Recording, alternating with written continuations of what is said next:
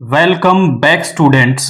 आज की अपनी इस वीडियो में हम CBSE 2025 class 10th math standard का पेपर सेट 3 को डिस्कस करेंगे, जिसका की कोड 323 है।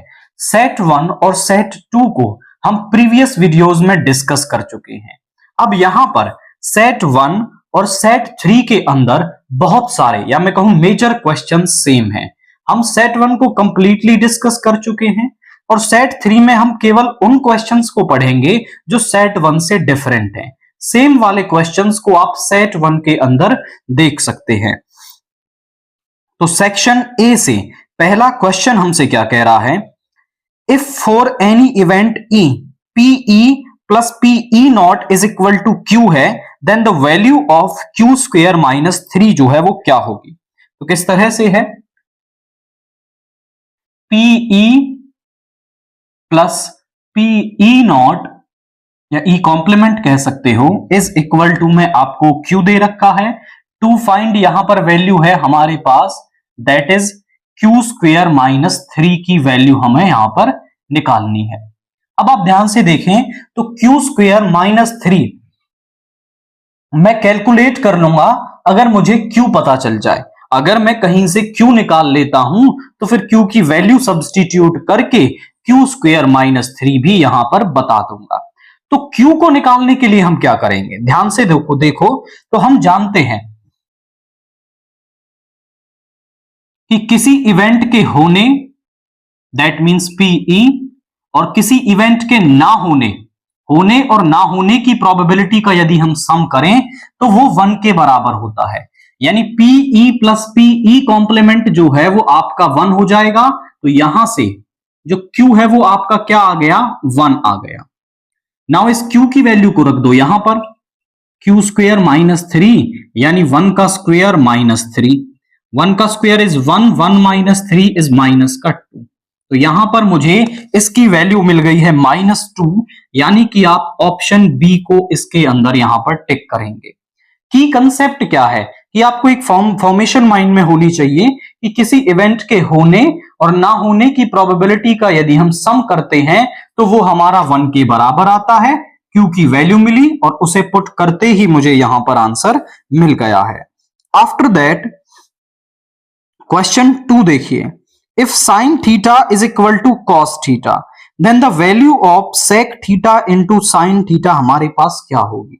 यहां पर आप ध्यान से देखें,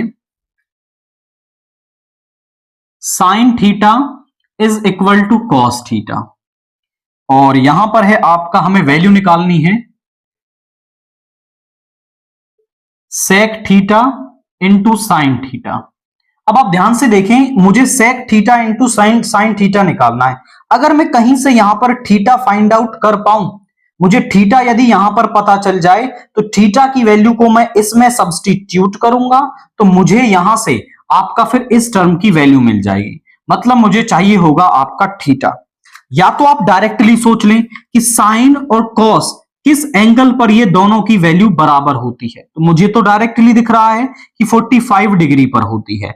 बट आप ऐसे ना करके इसे इस तरह से भी कर सकते हैं। मैं इसे cos थीटा इंटू 1 लिख सकता हूं, इसको डिवाइड में ले आओ, sine theta upon cos theta होता है tan theta that is equal to 1। अब नाउ देखो कि टेन जो है वो 1 किस पर होता है, टेन 1 होता है आपका 45 डिग्री पर। इन दोनों एंगल्स की टेंजेंट वैल्यू इक्वल है, इसका मतलब ये एंगल्स भी आपस में क्या होंगे, इक्वल होंगे। मतलब जो थीटा है वो मेरे पास कितना आ गया है, 45 डिग्री यहां पर आ गया है।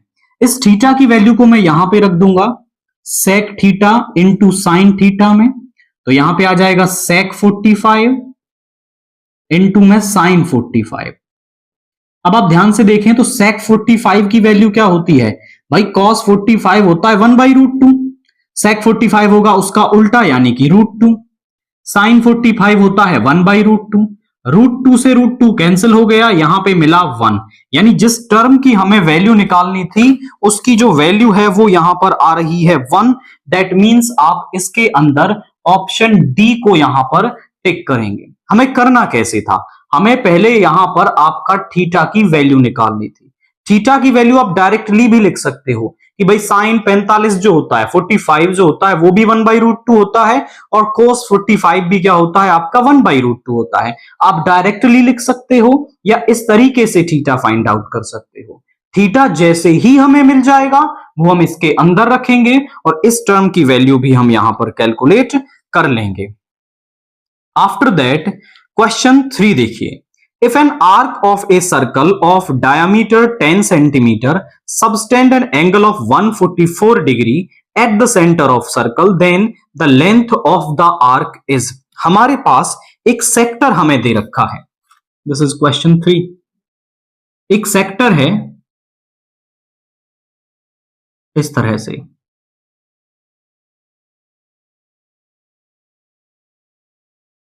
यहां पर, और इसका जो सेंट्रल एंगल है वो 144 डिग्री दे रखा है और इसकी जो डायमीटर है, ये जो सर्कल, जिस भी सर्कल का ये सेक्टर है उसका डायमीटर हमें दे रखा है दैट इज 10 सेंटीमीटर।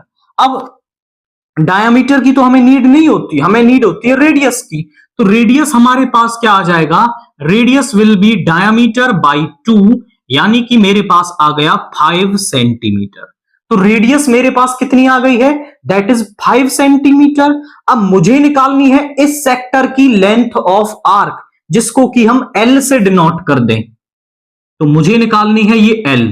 तो लेंथ ऑफ आर्क का फॉर्मूला क्या होता है, थीटा ओवर 360 इनटू में 2 पाई आर।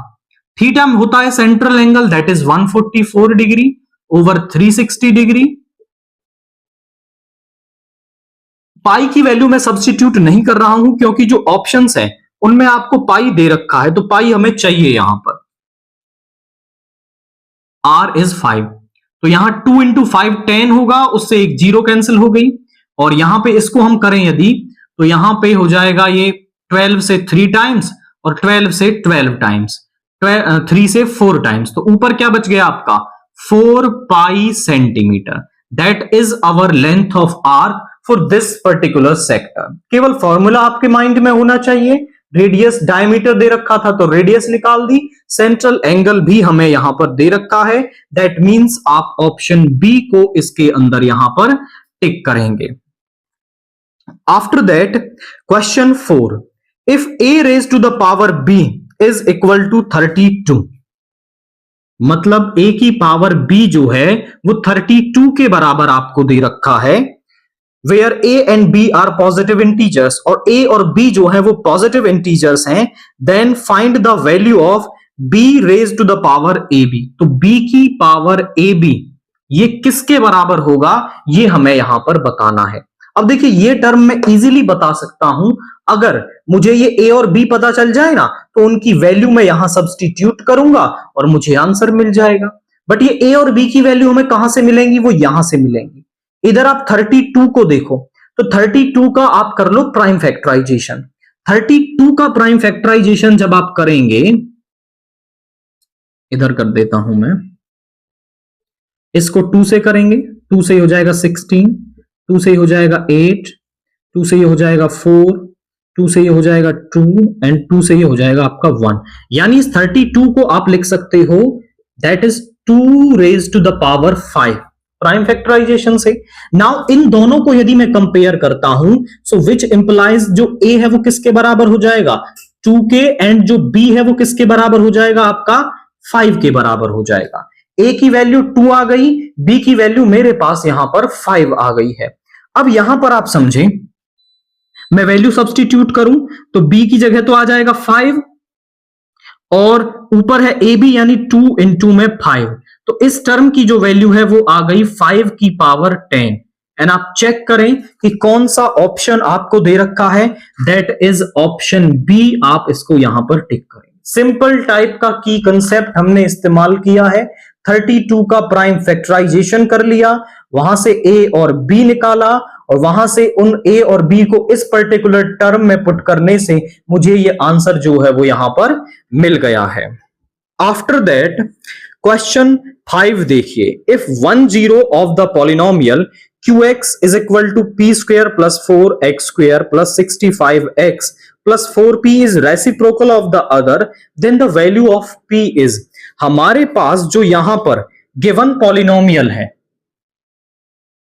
QX, जो गिवन पॉलिनोमियल है that is P square plus 4 into में X square plus 65 of X plus 4p। इसको हमें क्या है, इसके जो जीरोस हैं वो एक दूसरे का रेसिप्रोकल हमें दे रखे हैं। अब रेसिप्रोकल से आप यदि समझें तो कंसेप्ट एक हम जनरेट कर लेते हैं। कैसे कि भाई मान लिया लेट 1 0 बी अल्फा, तो सेकंड जीरो हमारे पास क्या हो जाएगी, सिंपल टाइप का है कि भाई उसका रेसिप्रोकल यानी कि 1 अपॉन अल्फा हो जाएगी। यदि पहले वाली जो जीरो है वो अल्फा है तो दूसरे वाली जीरो जो है वो 1 अपॉन अल्फा हो जाएगी। और अगर मैं जीरोस का प्रोडक्ट कर दूं, जीरोस का प्रोडक्ट कर दूं तो alpha into 1 upon alpha that is equal to 1। यानी जब जीरोस एक दूसरे का रेसिप्रोकल होती है तो उनके जीरोस का जो प्रोडक्ट है that will be equal to 1। ये कंसेप्ट यहां से बनेगा और यहां से हम p की वैल्यू निकालेंगे। अब ये तो प्रोडक्ट हमने डायरेक्टली निकाल लिया, एक हम पॉलिनोमियल का इस्तेमाल करके भी तो निकाल सकते हैं। तो दिस इज आवर 1, इसको कंपेयर करो स्टैंडर्ड फॉर्म के साथ, comparing 1 with QX is equal to AX square plus BX plus C। तो यहां से जो A है हमारा वो आ जाएगा P स्क्वेयर प्लस 4, B जो है वो आ जाएगा 65, C जो है वो आ जाएगा 4P। प्रोडक्ट हमारे पास किसके बराबर होता है, product of zeros is nothing more than equal to C upon A। C is 4P और A अपॉन में आ जाएगा P स्क्वेयर प्लस 4। इसे नाम दो सेकंड, इसे नाम दो फर्स्ट, सॉरी इसको नाम दो सेकंड और इसको नाम दो 3, क्योंकि फर्स्ट तो हम ऊपर दे चुके हैं। फ्रॉम सेकंड एंड थर्ड से हम क्या कह सकते हैं कि दोनों ही क्या है आपके प्रोडक्ट ऑफ जीरोस हैं, तो आपस में क्या होंगे, बराबर होंगे। यानी 4p अपॉन में p square plus 4 is equal to 1। Cross multiply, p square plus 4 is equal to 4p, इसको इधर ले आए, p square plus 4 minus 4p is equal to 0। मैं ऐसा लिख दूं 2 का स्क्वेयर माइनस 2 इंटू 2p, तो 2ab इज इक्वल टू 0। तो यहां आ जाएगा a माइनस बी का होल स्क्वेयर। अब p माइनस 2 का स्क्वेयर 0 है तो p माइनस 2 भी क्या होगा, 0 होगा। यहां से जो p की वैल्यू है वो हमारे पास 2 आ गई है। दैट मीन्स आप ऑप्शन डी को इसके अंदर पर्टिकुलरली टिक करेंगे।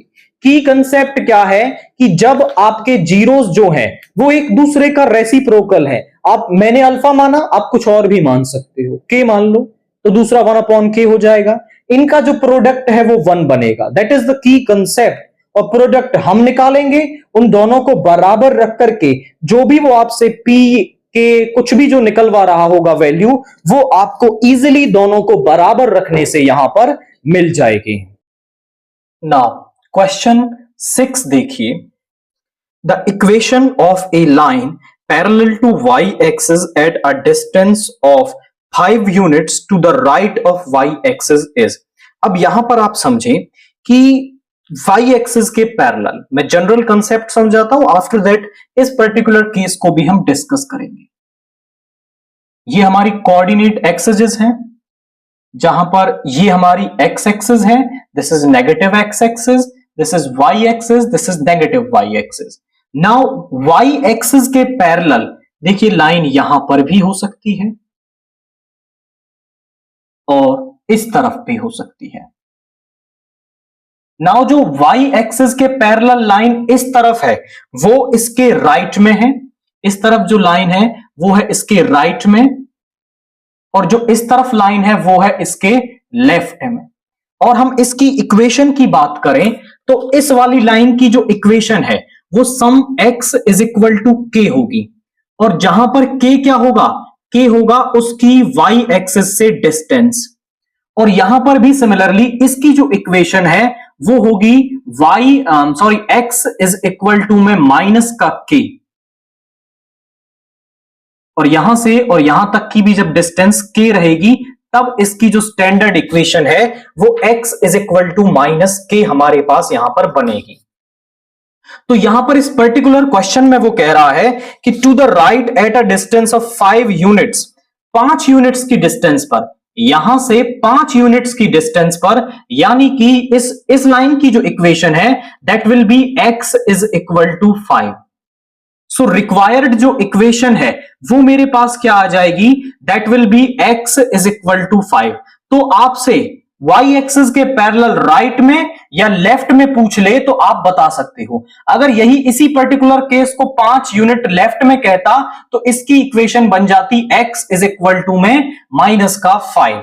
तो y एक्सिस के पैरेलल जो लाइन होती है वो x is equal to k format की होती है राइट में, और माइनस के फॉर्मेट की होती है उसके लेफ्ट में। तो यहां पे आ रहा है x इज इक्वल टू 5, यानी कि आप ऑप्शन ए को इसके अंदर टिक करेंगे। आफ्टर दैट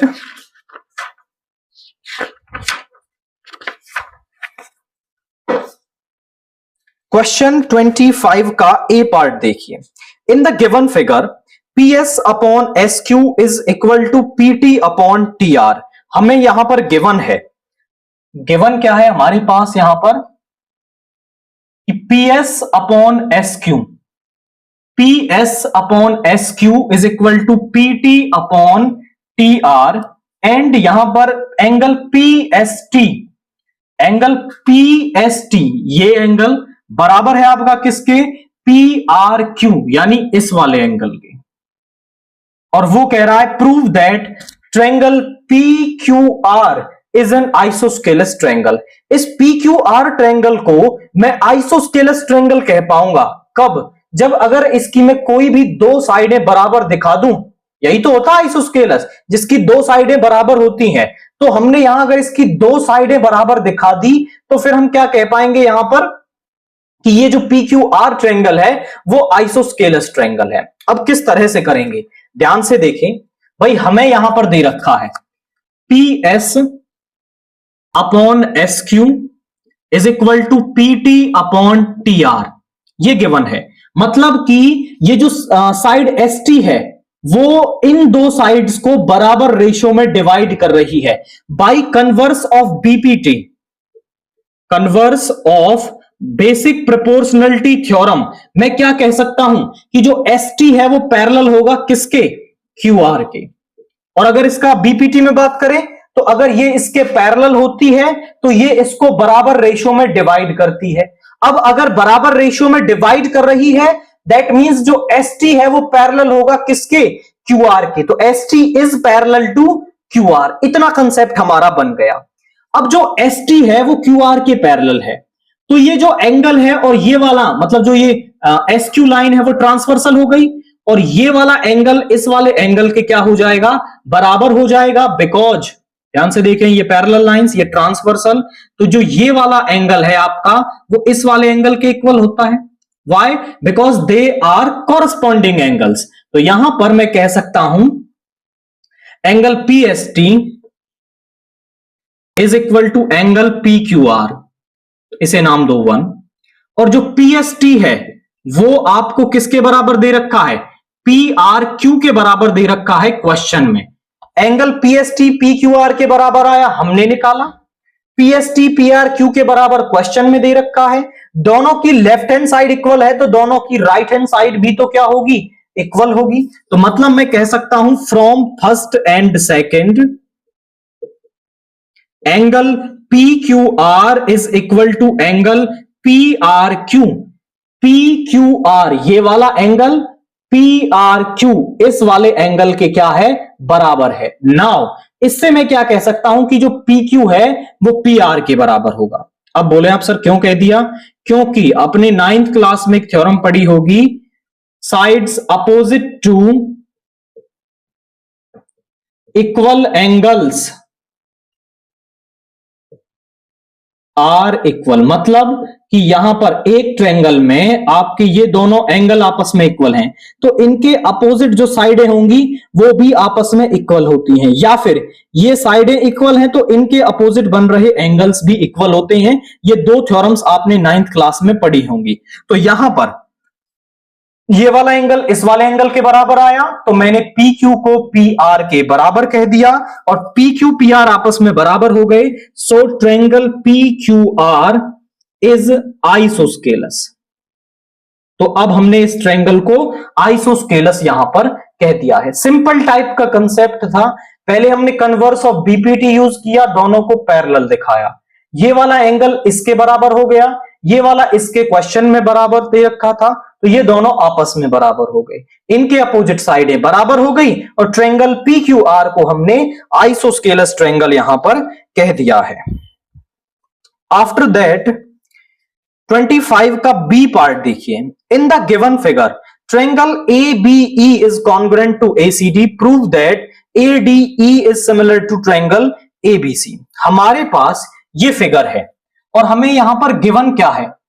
गिवन है हमें यहां पर triangle ABE is congruent to triangle ACD और टू प्रूव क्या है हमारे पास? Triangle ADE is similar to triangle ABC। मतलब ADE ये वाला ट्रायंगल ABC इस पूरे बड़े ट्रायंगल के मुझे क्या दिखाना है? सिमिलर दिखाना है। बट हमें दे क्या रखा है उसके अकॉर्डिंग पहले हम काम करते हैं। ABE ये वाला ट्रायंगल देखो, मैंने ब्लैक मार्क पेन से इसको डार्क किया है।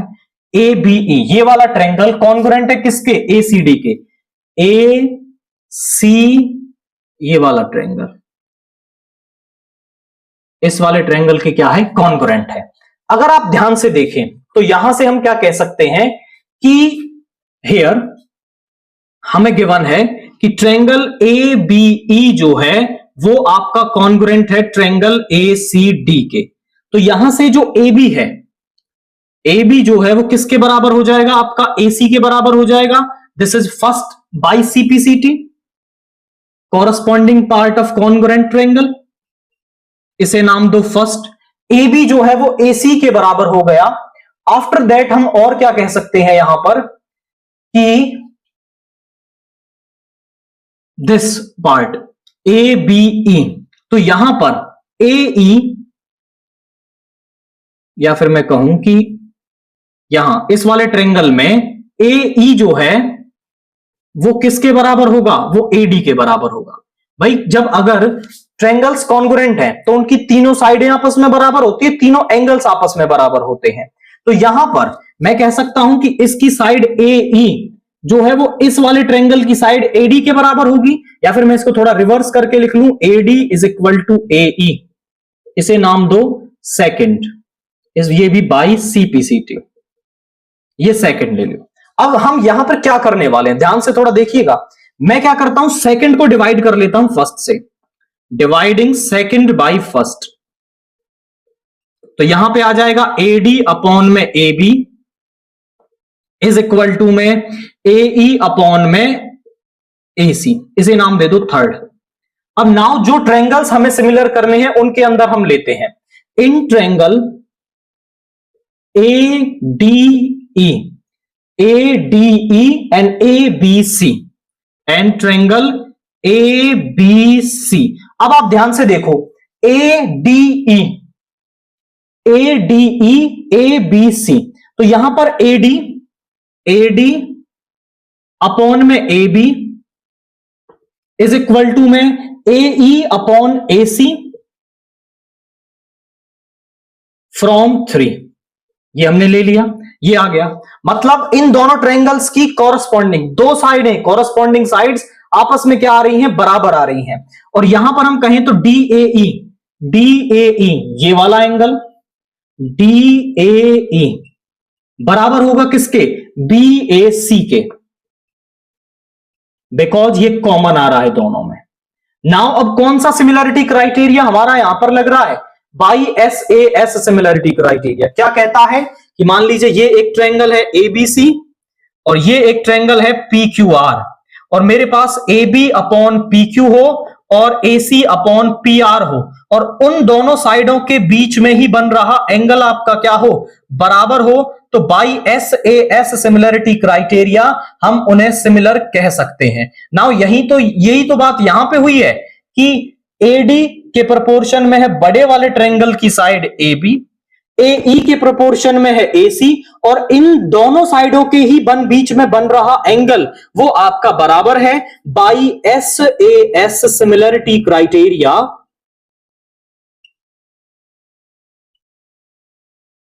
Triangle ADE is similar to triangle ABC। जो ADE है हमारा वो ABC के क्या हो जाएगा, यहां पर सिमिलर हो जाएगा। तो हमने क्या की कंसेप्ट यूज किया, कॉन्ग्रुएंसी दे रखी थी, साइडें बराबर लिख ली, डिवाइड करके उनको प्रोपोर्शन में दिखा दिया। आफ्टर दैट फिर यहां से हमारा क्या रिजल्ट बना कि जो हमने उसमें लिया तो दो साइडें प्रोपोर्शन में थी, एक एंगल बराबर आ गया। So by SAS similarity criteria मैंने दोनों ट्रायंगल्स को यहां पर सिमिलर प्रूव कर दिया है। नाउ क्वेश्चन 26 का ए पार्ट देखिए। Prove that root of sec square theta plus cosecant square theta बराबर होगा tan theta plus cot theta के। तो हमें ये वाला रिजल्ट इसके बराबर लेके आना है। तो हम क्या करेंगे कि पहले LHS को लेंगे, वहां पर नेसेसरी कैलकुलेशंस करेंगे और फिर हमें हमारी RHS यहां पर मिल जाएगी। तो सबसे पहला स्टेप हमारा क्या होने वाला है, that is taking LHS, and our LHS is root of sec square theta plus cosecant square theta. Now अगर आप यहां देखें तो sec और cosec में आपका कोई फॉर्मूला या आइडेंटिटी नहीं बनती है, तो हम यहां sec और cosec को sin और cos सिंपलर फॉर्म में कन्वर्ट करेंगे। तो sec स्क्वायर थीटा को मैं लिख सकता हूं that is 1 upon cos square theta, और cosec थीटा को लिख सकता हूं 1 अपॉन साइन स्क्वायर थीटा। आप रीजन में बता देंगे बिकॉज कि सेक थीटा जो होता है वो होता है 1 अपॉन कॉस थीटा के, और कॉसेक थीटा जो होता है वो होता है 1 अपॉन साइन थीटा के। This is the reason. आप साइड में लिख के जरूर बताएंगे, इससे एक बहुत अच्छा इंप्रेशन एग्जामिनर पर पड़ता है और वो आपको अच्छे मार्क्स देता है। नाउ यहां इन दोनों का ले लो एलसीएम, तो यहां पे आ जाएगा दैट विल बी, दोनों की मल्टीप्लाई हो जाएगी साइन स्क्वायर थीटा इनटू में कॉस स्क्वायर थीटा। नाउ जब हम इसको कॉस स्क्वायर थीटा से डिवाइड करेंगे तो कॉस स्क्वायर थीटा चला जाएगा, यहां बचेगा साइन स्क्वायर थीटा, उसकी मल्टीप्लाई होगी 1 से, तो यहां पे आ जाएगा साइन स्क्वायर थीटा प्लस। जब इसको साइन स्क्वायर थीटा से डिवाइड करेंगे तो यहां बचेगा कॉस स्क्वायर थीटा, और यहां पे आ जाएगा कॉस स्क्वायर थीटा। अब हम जानते हैं कि sign square theta plus cos square theta किसके बराबर होता है, 1 के बराबर होता है। तो यहां पर हम इसे 1 लिख सकते हैं, और इनफैक्ट इसको sine square theta cos square theta को sine theta into cos theta का एक ही बार स्क्वायर लिख लें। अब रूट दोनों पर अलग अलग लगा लीजिए, ऊपर 1 पर रूट और नीचे sign theta into cos theta का स्क्वायर। स्क्वायर से रूट कैंसिल हो जाएगा और 1 का रूट 1 ही होता है, तो यहां आ गया 1 अपॉन साइन थीटा इंटू में कॉस थीटा। बट हमने कर दिया इसको सिंप्लीफाई, लेकिन आपकी RHS अभी भी नहीं बन पा रही है tan theta plus cot theta. तो आपको यहां पर थोड़ा सा दिमाग और लगाना पड़ेगा, और वो क्या है कि यहां ऊपर जो 1 है इसको आपको फिर से चेंज करना पड़ेगा। हम यहां पर स्ट्रिक्टली RHS को, अगर वो कहता है कि सिंप्लीफाई कर दीजिए तो सिंप्लीफाई तो इतना हो गया, लेकिन वो कह रहा है कि प्रूव कर दीजिए कि tan theta plus cot theta के बराबर होगा। तो प्रूव करने के लिए तो हमें दिमाग लगाना पड़ेगा यहां पर। तो हम यहां पर क्या है, इस 1 को चेंज कर सकते हैं। 1 को क्या लिख सकते हैं, 1 के प्लेस पर हम sign square theta plus cos square theta लिख सकते हैं, क्योंकि 1 के ही बराबर होता है। तो यहां पर ये आ गया, और नीचे है आपका क्या, sign theta into cos theta. अब जो डेनोमिनेटर में पार्ट है वो न्यूमरेटर के एक बार इसके डिवाइड में एक बार इसके डिवाइड में लिख दीजिए, साइन स्क्वायर थीटा अपॉन में sign theta into cos theta plus cos square theta upon में साइन थीटा इंटू में cos theta. Now sine theta से एक पावर कैंसिल हो गई, तो साइन अपॉन कॉस हमारे पास आ गया that is ten theta, plus cos से एक पावर कैंसिल हो गई, कॉस अपॉन साइन हमारे पास आ गया कॉट थीटा। और जरा चेक करें, tan theta plus cot theta is equal to our RHS, hence proof. तो हमने जो LHS है उसको RHS के बराबर यहां पर दिखा दिया है। किस तरह से हमने काम किया है, पहले LHS को लिया, साइन कॉस में ब्रेक कर दिया, एलसीएम ले लिया यहां पर, तो यहां पे आ गया 1 upon sine theta cos theta का स्क्वायर, दोनों पे अलग अलग रूट लगाया, वैल्यू आ गई 1 upon sine theta cos theta. ऊपर वाले 1 को मैंने फिर से चेंज कर दिया sign square theta plus cos square theta में, और इस साइन थीटा कॉस थीटा को दोनों के डिवाइड में लिख दिया, और वहां से मुझे tan theta plus cot theta जो वैल्यू है वो यहां पर मिल गई है। आफ्टर दैट इसके बी वाला पार्ट देखिए, इफ कॉसिकेंट थीटा जो है वो x प्लस 1/4x है, देन प्रूव कर दीजिए cosecant theta plus cot theta या तो 2x के बराबर होगा या फिर 1/2x की, मतलब दोनों के ही प्रूव करना है, एक बार 2x लेके आना है और एक बार 1/2x लेके आना है, तो हम इसको प्रूव कर देंगे। लेकिन हमारी जो LHS है वहां पर है cosecant theta plus cot theta. Cosecant theta की वैल्यू तो मेरे पास है लेफ्ट हैंड साइड में पुट करने के लिए, बट मेरे पास कॉट थीटा नहीं है। अगर मैं कॉट थीटा और निकाल दूं तो फिर अपनी LHS में वैल्यू रखूंगा और वहां से जो RHS का रिजल्ट है वो मुझे मिल जाएगा। तो हमें यहां पर क्या निकालना है, हमें किसकी नीड है, यहां पर हमें नीड है यहां पर कॉट थीटा की। और कॉट और कॉस के बीच में एक रिलेशन होता है, क्या होता है हम जानते हैं, वी नो दैट कि जो कॉट स्क्वायर थीटा है वो बराबर होता है कॉसिकेंट स्क्वायर थीटा माइनस का 1, क्योंकि हमारे पास एक आइडेंटिटी होती है that is cosecant square theta minus cot square theta is equal to 1। इस कॉट स्क्वायर थीटा को इधर ले आए, 1 को इधर ले जाएं, तो यहां से आ जाएगा कॉसिकेंट स्क्वायर थीटा, ये इधर आकर के माइनस का, ये इधर जाकर के प्लस का, तो कॉट स्क्वायर थीटा हमारा बराबर हो जाता है कॉसिकेंट स्क्वायर थीटा माइनस 1। यहां इस वाली टर्म से हम कॉट थीटा की वैल्यू निकालेंगे। और क्यों निकाल रहे हैं कॉट थीटा की वैल्यू, ताकि हमें जो प्रूव करना है उसकी LHS में हम वैल्यू रख पाए। तो करते हैं यहां पर, देखिए जरा, कॉसिकेंट थीटा की वैल्यू है x प्लस 1/4x का square minus 1। a plus B का होल स्क्वायर क्या होता है, a square plus b square 1/4x का स्क्वायर प्लस 2ab, 2 इंटू में a इंटू में b माइनस का 1। यहां ध्यान से देखें, 2 से 2 टाइम्स, x से x कैंसिल हो गया, तो यहां पे आ गया x स्क्वायर प्लस 1/4x का स्क्वायर, और यहां पे 1/2 माइनस 1 हो जाएगा माइनस का 1/2। बट यहां पर है आपका कॉट स्क्वायर थीटा, तो मुझे ऐसी एडजस्टमेंट यहां पर करनी है कि जब मैं स्क्वायर को इधर लेके जाऊं तो स्क्वायर से रूट कैंसिल हो और एक सिंप्लीफाइड वैल्यू मुझे मिले।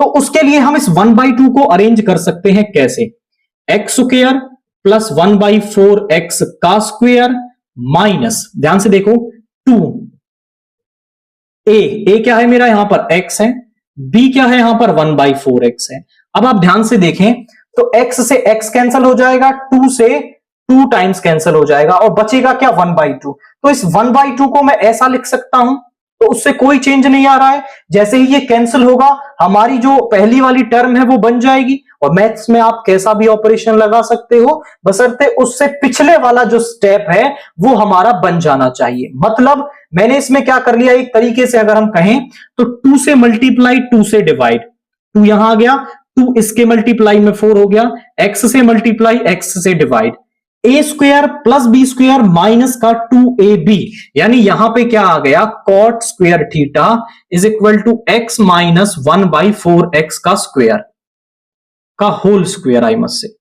अब इस स्क्वायर को इधर लेके जाऊंगा तो cot theta is equal to root x minus 1/4x का स्क्वायर, और यहां पर रूट से जो बाहर वैल्यू आएगी वो प्लस माइनस में आएगी, cot theta is equal to plus minus x minus 1/4x, यानी एक बार तो आप ये वैल्यू प्लस में लेंगे, एक बार वैल्यू माइनस में लेंगे। कॉट थीटा की 2 वैल्यू हमारे पास यहां पर आ रही है। अब जो पार्ट हमें प्रूव करना है वो वाला पार्ट ले लेते हैं, या फिर इसको अगर लिखना चाहें तो हम क्या कह दें, यहां पर कॉट थीटा जब हम प्लस का ले रहे हैं तो अंदर कोई चेंज नहीं आएगा, x माइनस 1/4x, और एक बार अगर हम इसको यहां पर माइनस का लेंगे तो ये हो जाएगा माइनस का x प्लस 1 अपॉन में 4x। ये दो कॉट थीटा की वैल्यू मेरे पास यहां पर आ गई है। नाउ अपनी LHS को लेते हैं, टेकिंग LHS। LHS को मैंने लिया तो क्या आ जाएगा, cosecant theta plus cot theta. Cosecant theta मेरे पास क्या है, x प्लस 1/4x, और कॉट थीटा एक बार मैं ये वाली वैल्यू ले रहा हूं, x माइनस 1/4x। ये प्लस का ये माइनस का ये मेरे पास आ गया 2x। ध्यान से देखो, एक बार तो मुझे क्या प्रूव करना था, 2x प्रूव करना था। अब कॉट थीटा की मैं दूसरे वाली वैल्यू यहां पर पुट करूंगा। सो अगेन फिर से हम LHS ले लेते हैं, cosecant theta plus cot theta is equal to x plus 1/4x, यहां पे माइनस का x प्लस 1/4x, x से x कैंसिल हो गया और 1/4x प्लस 1/4x हो जाएगा 2/4x, 2 से 2 टाइम्स कैंसिल हो गया 1/2x। आप चेक कर लें कि ये ही दो रिजल्ट्स मुझे यहां पर क्या प्रूव करने थे कि हमारा जो cosecant theta plus cot theta है वो 2x या 1/2x के आपका बराबर आएगा। तो एक बार हमने उसे 2x और एक बार उसे 1/2x के बराबर यहां पर प्रूव कर दिया है। की कंसेप्ट यही था कि कॉसिकेंट थीटा की वैल्यू तो हमें क्वेश्चन में दे रखी थी, बट LHS के लिए हमें कॉट थीटा की भी नीड थी, तो हमने कॉट थीटा निकाल दिया। दो वैल्यू हमें उसकी मिली, बारी बारी पुट करने से रेस्पेक्टिव रिजल्ट्स हमें यहां पर मिल रहे हैं। नाउ क्वेश्चन 27 देखिए, find the sum of all 3-digit natural numbers which are divisible by 11। तो हमें सभी 3 डिजिट के 3 डिजिट्स के जो नेचुरल नंबर हैं उनका सम निकालना है जो आपके 11 से डिविजिबल हैं। अब आप देखो तो 3 डिजिट नंबर स्टार्ट कहां से होते हैं, सबसे पहला 3 डिजिट नंबर होता है 100 और लास्ट वाला होता है 999। बट इनमें से हमें वो चाहिए जो आपके 11 से डिविजिबल होते हैं। 3 digit numbers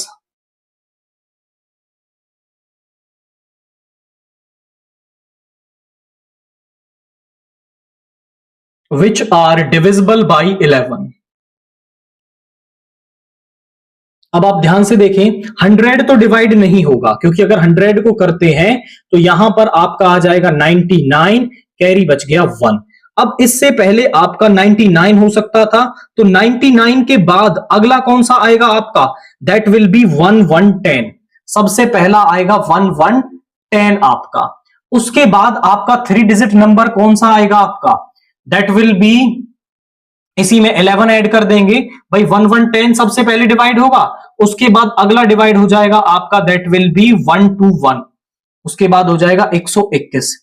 इस तरह से लास्ट में कौन सा डिवाइड होगा, देखो 999 तो 11 से डिवाइड नहीं होने वाला है क्योंकि यहां पे बच गया 9 रिमाइंडर, तो इसमें से 9 कम कर लो भाई, रिमाइंडर 9 आ रहा है, हमें चाहिए रिमाइंडर 0, तो इसमें से 9 कम कर दें तो यहां पर ध्यान से देखिए 990, तो यहां पे आपका ये क्या है 0, 90 टाइम्स इससे डिवाइड हो जाएगा, यानी लास्ट में होगा 990। वो कह रहा है इन 3 डिजिट नंबर्स का जो 11 से डिवाइड हो रहे हैं ये एक एपी फॉर्म कर रहे हैं, तो इन सभी का मुझे क्या निकालना है, यहां पर सम निकालना है। कैसे करेंगे, तो पहले तो सम निकालने के लिए हमें यह पता होना चाहिए कि ये टर्म्स कितनी है, तो वो भी हम पता लगा लेंगे nth टर्म की मदद से। तो यहां पर हमारे पास फर्स्ट टर्म क्या है, दैट इज 110, डिफरेंस क्या आ जाएगा 121 माइनस 110 इज 11, और nth टर्म मेरे पास क्या है, that is 990। Now nth term का जो फॉर्मूला है वो होता है a plus n minus 1 into में d। a की वैल्यू है 110, n मुझे निकालना है, d मेरे पास है 11 इज इक्वल टू 990। ये प्लस का इधर जाके माइनस का हो जाएगा, n minus 1 into 11, 990 minus 110, 0 minus 0 is 0, 9 minus 1 is 8 and 9 minus 1 is 8। 11 divide में आ जाएगा, n minus 1 is equal to 880 by 11। 11 से ये डिवाइड हो गया 80 टाइम्स, माइनस का 1 इसको इधर ले जाएंगे, 80 plus 1 which implies n is equal to में 81। तो जो n की वैल्यू है वो हमारे पास 81 आ गई, यानी ये जो टर्म्स है ना वो 81 टर्म्स आपकी यहां पर है।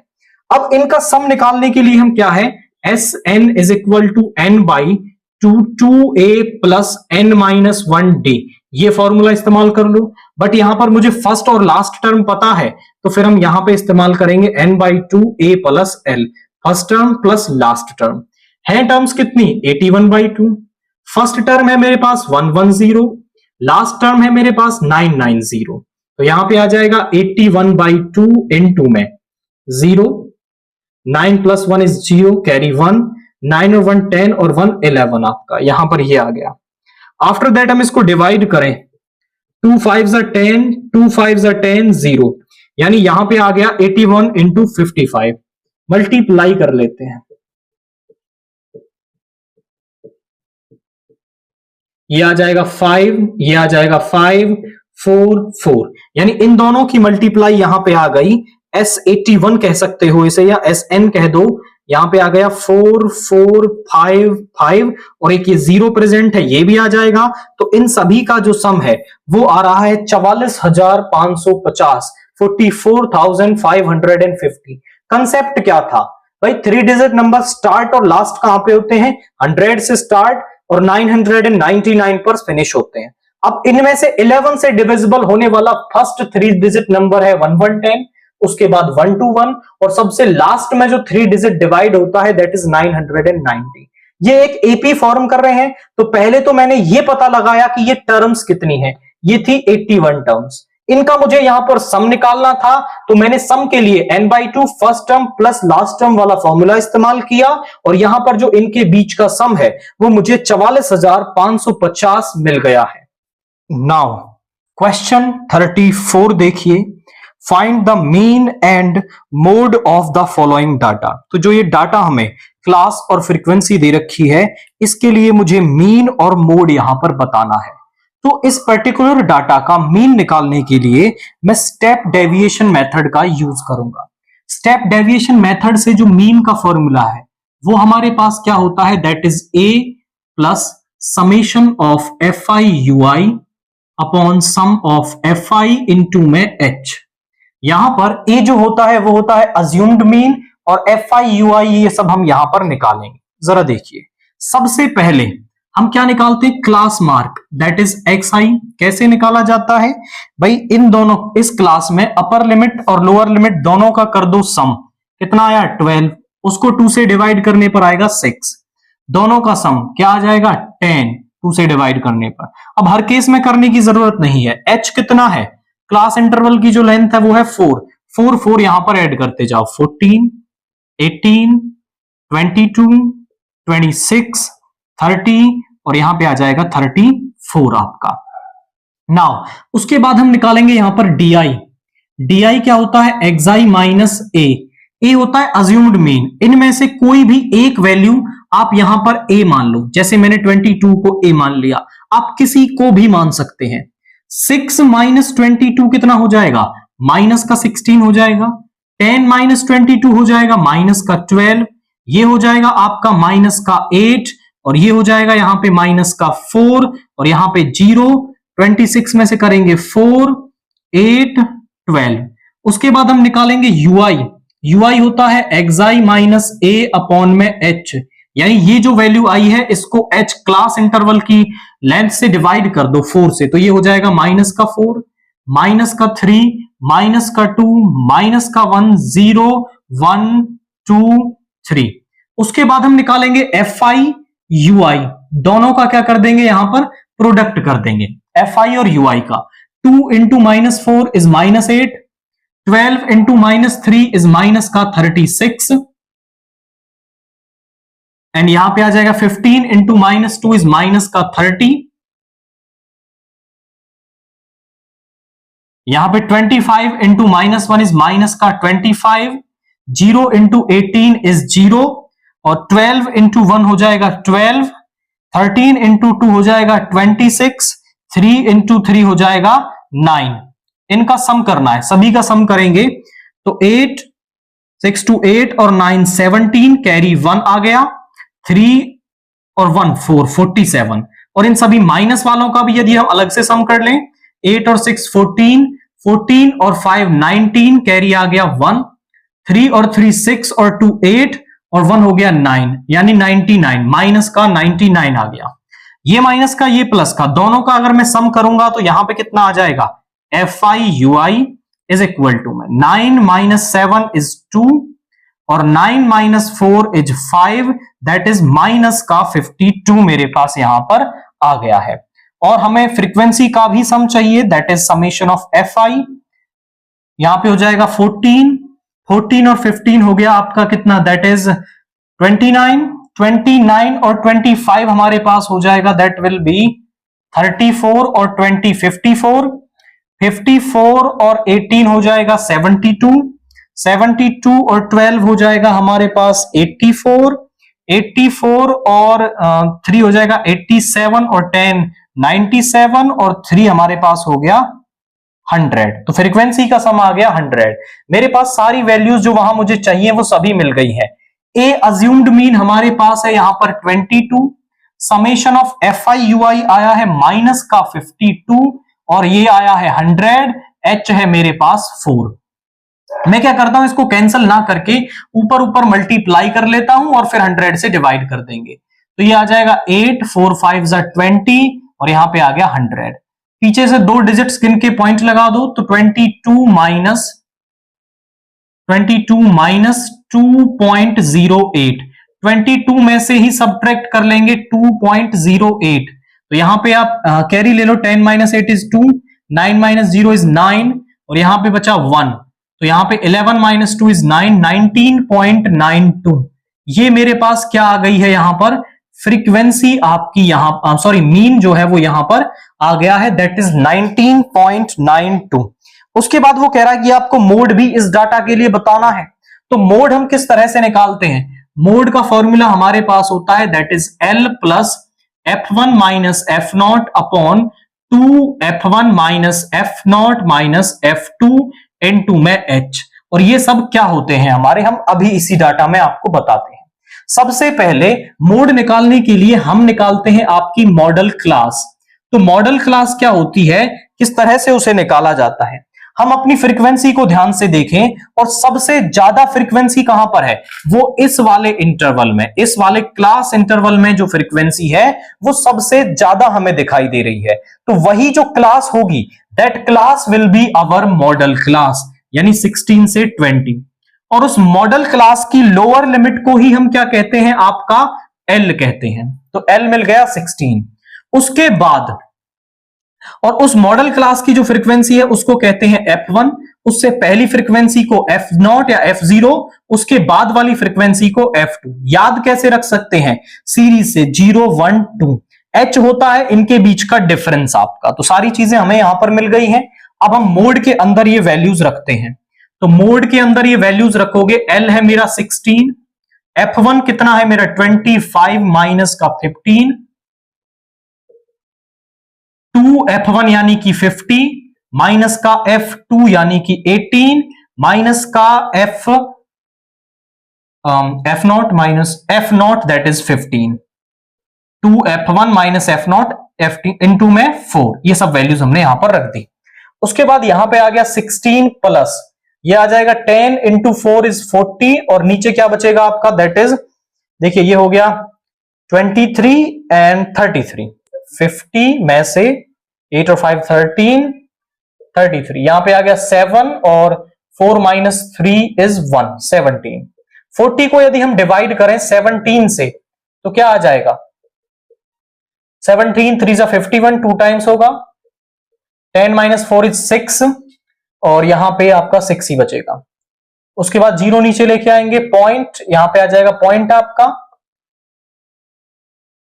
17 3 जा 51, यहां पे आ गया 9, फिर से 0 नीचे लेके आएंगे तो 17 5 जा 85, कैरी 5, यहां 17 2 जा 2.352। अब चाहो तो आप 2 ही डिजिट्स तक ले लो, 2.35, तो यहां पे आ जाएगा 16 प्लस 2.35 यानी 18.35 अप्रॉक्स। तो हमारे पास जो मोड है वो यहां पर क्या आ रहा है, दैट इज 18.35 अप्रॉक्स यहां पर वैल्यू आ रही है। 3 डिजिट्स तक मैंने इसलिए निकाला, यदि ये वाली डिजिट 5 या 5 से बड़ी होती तो हम एक वैल्यू यहां पर बढ़ा करके लिख देते हैं, और ये 5 से छोटी है तो फिर एज इट इज आप ये दो वैल्यूज वहां पर ले लो, तो आपका आंसर इजीली यहां पर मैच हो जाएगा। मीन मोड के फॉर्मूले माइंड में रहेंगे तो इजीली आप इस तरह का क्वेश्चन यहां पर कर पाएंगे। नाउ क्वेश्चन 35 का बी पार्ट देखिए। A train traveling at a uniform speed for 360 kilometre, एक ट्रेन है जो 360 किलोमीटर की जो डिस्टेंस है उसको क्या है, एक यूनिफॉर्म स्पीड से कवर करती है। would have taken 48 minutes less to travel the same distance if its speed were 5 kilometre per our more. Find the original speed of the train. आप समझो, आप जैसे खुद से मान लीजिए आप एक बाइक चला रहे हैं और बाइक को आप चला रहे हैं 40 किलोमीटर पर आवर की स्पीड पे, तो आपको एक स्पेसिफिक टाइम मान लीजिए 1 घंटा लग रहा है। अगर आप यहीं पर अपनी स्पीड बढ़ा दें, 40 के बजाय अब आप 50 और 60 पर जा रहे हैं, तो आपको टाइम कम लगेगा। समझ पा रहे हैं ना कि स्पीड बढ़ाने से टाइम कम हो जाता है। यही वो कह रहा है कि ट्रेन की स्पीड को यदि 5 किलोमीटर पर आवर बढ़ा दिया जाए तो टाइम जो है वो आपका 48 मिनट्स कम लगता है, ऐसा वो हमसे कह रहा है। तो पहले तो हम उसकी ओरिजिनल स्पीड मान लेते हैं कि let the original speed of the train.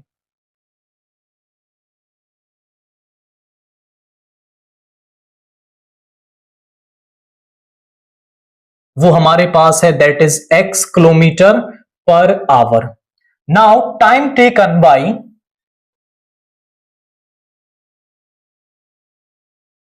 Train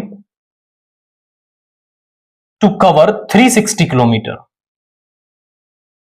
time का फॉर्मूला क्या होता है, डिस्टेंस पर यूनिट स्पीड, तो डिस्टेंस है 360 और स्पीड है x, इतने आवर्स लग जाएंगे।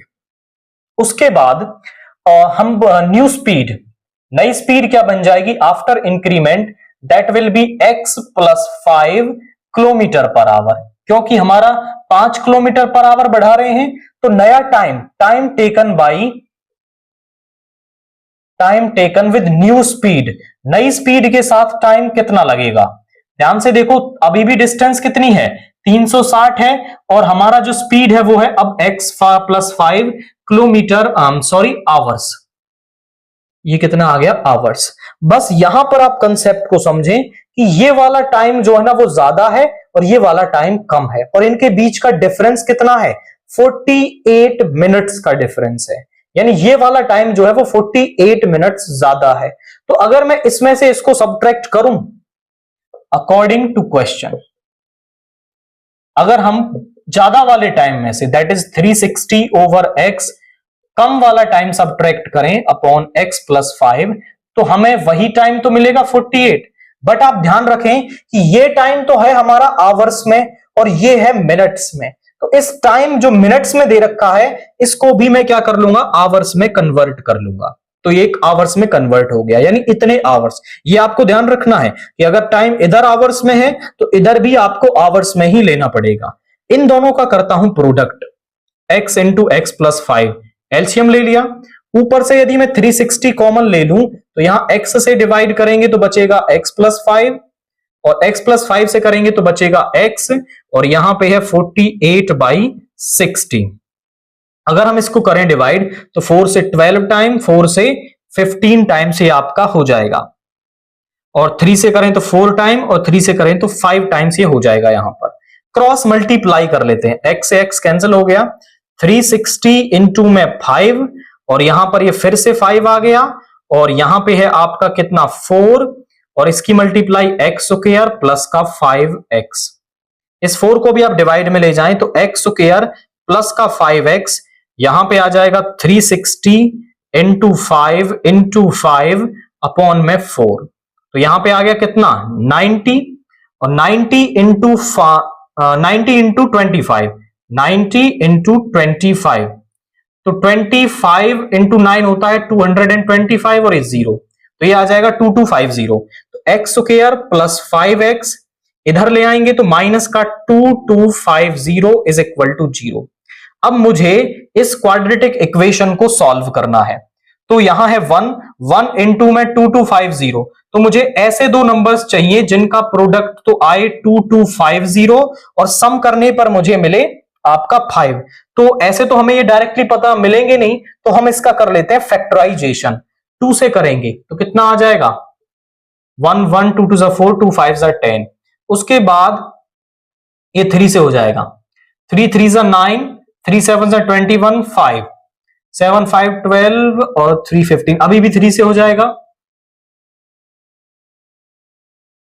5 और 2 7 और 1 8, ये अब 3 से नहीं होगा, 5 से, तो ये हो जाएगा 50 5 एंड 5 यहां पर। अब इसके बाद हमें डिफरेंस चाहिए होगा 5 का और सम चाहिए माइनस का 2250, तो इनका प्रोडक्ट करने से 2250 तो मुझे सम मिल जाएगा। बट अगर हम ध्यान से देखें तो 5 5 25 इंटू 2 50 मिल गया, 5 3 15 3 45, तो दो नंबर्स मिल रहे हैं 50 और 45 जिनका सम तो आएगा 2250, बट और यहां माइनस का चाहिए तो इनमें से एक को माइनस का कर लेंगे, माइनस का 45, क्योंकि मुझे प्लस का 5 चाहिए। तो यहां पे मैं कर सकता हूं एक्स स्क्वायर प्लस का 50x माइनस का 45x माइनस का 2250 इज इक्वल टू 0। यहां से मैं x कॉमन लूंगा तो यहां बचेगा x प्लस का 50, यहां से माइनस का 45 कॉमन लूंगा तो x प्लस का 50 इज इक्वल टू 0। दोनों में से x प्लस 50 कॉमन ले लो तो यहां बचेगा x माइनस का 45 इज इक्वल टू 0। अब या तो x प्लस 50 0 होगा या फिर x माइनस 45 0 होगा, दो टर्म्स का प्रोडक्ट तभी तो 0 हो सकता है। तो यहां पर आपका आ जाएगा x plus 50 is equal to 0 और या फिर x माइनस का 45 इज इक्वल टू 0। यहां से x तो आ गया माइनस का 50 और यहां से x आ गया 45, तो x माइनस 50 तो नहीं हो सकता। आप बोले सर क्यों नहीं हो सकता, क्योंकि x है स्पीड और speed can not be negative. So original speed of train जो है, ओरिजिनल स्पीड ऑफ ट्रेन मेरे पास है that is 45 kilometre per our यहां पर आ रही है। तो सिंपल टाइप का कंसेप्ट हमने इस्तेमाल किया, हमने ओरिजिनल स्पीड मानी, जितना वो बढ़ाने के लिए कह रहा था वो बढ़ा दिया, दोनों स्पीड के साथ टाइम निकाला, दोनों स्पीड के साथ टाइम का जो डिफरेंस है 48 मिनट्स था उसको आवर में कन्वर्ट किया, क्वाड्रेटिक इक्वेशन बनाई, सॉल्व की, x मिल गया, यानी ओरिजिनल स्पीड ऑफ ट्रेन हमें यहां पर मिल गई है। आफ्टर दैट क्वेश्चन 35 का ए पार्ट देखिए। The numerator of a fraction is 3 less than its denominator. If 2 is added to the both numerator and denominator, then the sum of the new fraction and the original fraction is 1 into 9 by 20. Find the original fraction. तो हमें original fraction यहां पर बतानी है, ये काफी important question है। तो हमें पहले तो आपका क्या है वो फ्रैक्शन बनानी पड़ेगी। दिस इज 35 का ए पार्ट। नाउ न्यूमरेटर जो है वो डेनोमिनेटर से 3 कम है, तो मैं डेनोमिनेटर मान लेता हूं कि लेट द डेनोमिनेटर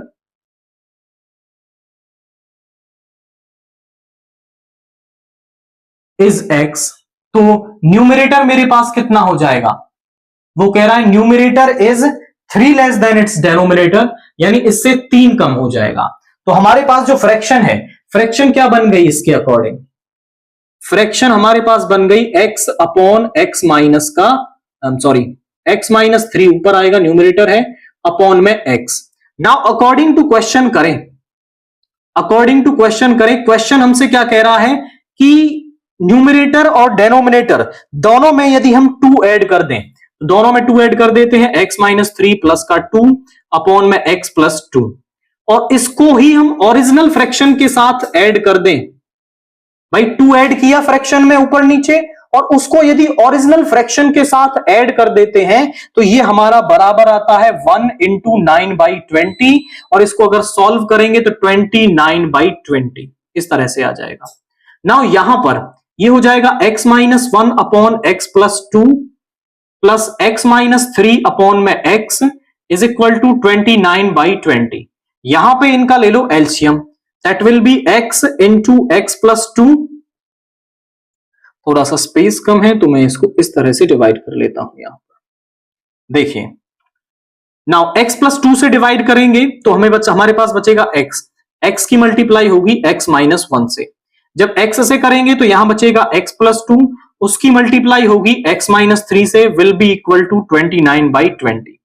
नाउ ऊपर मल्टीप्लाई कर लेते हैं, x square minus x plus x square minus का 3x प्लस का 2x माइनस का 6, और नीचे भी मल्टीप्लाई कर लें, x स्क्वायर प्लस का 2x is equal to 29/20। Now यहां पे क्या हो जाएगा जरा देखिए, x square plus x square is 2x square, और यहां पे कितना हो जाएगा माइनस x माइनस का 4x प्लस का 2x इज माइनस का 2x माइनस 6 अपॉन में x square plus 2x is equal to 29/20। अब इसको करते हैं हम यहां पर 20 की मल्टीप्लाई, 40x स्क्वायर माइनस का 40x माइनस का 120 is equal to 29x square plus में 29 इंटू 2 इज 58 ऑफ x। इधर ले आइए, 40x square minus 29x square minus का 40x माइनस का 58x और माइनस का 120 इज इक्वल टू 0। तो यहां पे आ जाएगा 11x स्क्वायर माइनस 98x और माइनस का 120 इज इक्वल टू 0। अब 11 इंटू 120 कितना आ जाएगा मेरे पास, दैट इज 01320। 11 इंटू माइनस का 120 दैट विल बी 1320। मुझे ऐसे दो नंबर्स चाहिए जिनका की जो प्रोडक्ट है वो तो 1320 आए और सम करने पर मुझे मिले माइनस का 98। तो यहां पर आप ध्यान से देखें, 2 से करते हैं, फिर भी 2 से हो जाएगा 330, अब 3 से हो जाएगा 110, एंड यहां पे अभी भी आपका ये 2 से डिवाइड हो सकता है, या फिर हम इसको देखें, so that will B 3 to 6 and 6 to 12, और एक नंबर है 1110, तो आई थिंक ये हो जाएगा 1110 और 12, बिल्कुल 1110 और 12, और आगे फैक्टराइजेशन करने की नीड नहीं है। तो 1110 इंटू में 12, अब 1110 को यदि मैं माइनस का ले लेता हूं तो दोनों का सम माइनस का 98 आ जाएगा, और प्रोडक्ट तो इनका 1320 आ ही जाएगा। तो यहां पे इसको लिख सकते हो आप 11x स्क्वायर माइनस का 110x प्लस का 12x माइनस का 120 is equal to 0। 11x common ले लिया तो यहां पे बचा x माइनस 10, 12 कॉमन ले लिया तो यहां पे बचा x minus 10 is equal to 0।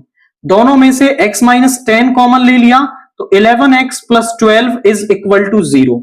यहां से x minus 10 is equal to 0 और यहां से 11x plus 12 is equal to 0। x की वैल्यू आ गई 10 और यहां से x आ जाएगा माइनस का 12/11। अब जो x है वो क्या है, एक यहां पर इंटीजर है, मैं कहूं कि x क्या है आपका डेनोमिनेटर है, तो वो एक इंटीजर होगा। ये वाली वैल्यू तो हो ही नहीं सकती क्योंकि फ्रैक्शन में आ रही है, तो x की वैल्यू हमारे पास हो जाएगी 10 और जो फ्रैक्शन है वो क्या बन जाएगा जरा चेक करें, x माइनस 3 अपॉन x यानी 10 minus 3 upon 10 and that will be equal to 7/10। तो हमारे पास जो रिक्वायर्ड फ्रैक्शन है that will be equal to 7/10। तो किस तरह से हमने किया है, हमने पहले डेनोमिनेटर माना, न्यूमरेटर उससे 3 कम था, फ्रैक्शन मिल गई। अब फिर उसने क्वेश्चन में वर्डिंग दी कि न्यूमरेटर और डेनोमिनेटर दोनों में 2 ऐड करके यदि ओरिजिनल फ्रैक्शन के साथ आप ऐड करते हैं तो आपको 1 इंटू 9/20 मिलता है। क्वाड्रेटिक इक्वेशन बनाई, सॉल्व किया, x की वैल्यू 10 मिली, पुट करते ही मुझे यहां पर फ्रैक्शन जो है वो मिल गया है।